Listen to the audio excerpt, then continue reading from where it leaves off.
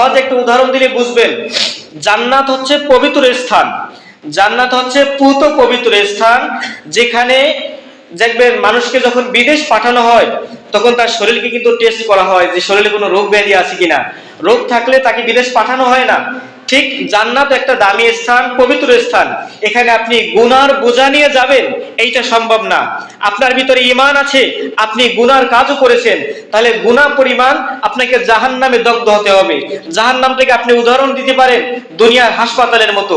যেমনি ভাবে বিদেশ পাঠানো হবে, তার শরীরে যখন রোগ দেখা গেছে সে হাসপাতালে ভর্তি হয়, যখন এই রোগ থেকে সুস্থ হয় তখন কিন্তু সে বিদেশ যেতে পারে। ঠিক আপনি যে জান্নাতে যাবেন, যেহেতু আপনি রোগাক্রান্ত, গুনাহের রোগে আপনি আক্রান্ত, এজন্য যেই পরিমাণ আপনার গুনাহ আছে ওই পরিমাণ আপনাকে জাহান্নামের আগুনে জ্বলতে হবে। যখন জাহান্নামের আগুনে দগ্ধ হওয়ার পরে গুনাহ পরিমাণ শাস্তি ভোগ করা হয়ে যাবে, তখন আপনার তো এখন আর গুনাহ নাই, গুনাহ পরিমাণ জাহান্নামে জ্বলা হয়ে গেছে।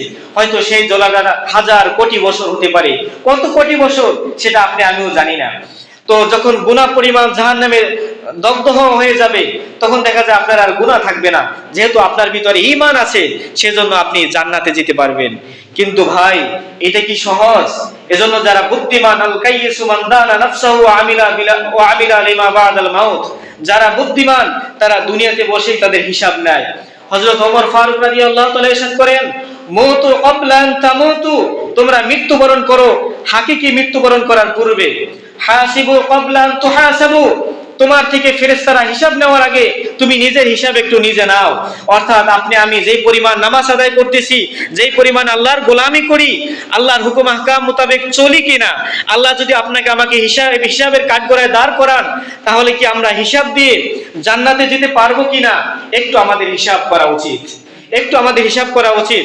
এজন্য আমাদের সর্বদা উচিত মৃত্যুর জন্য প্রস্তুত থাকা।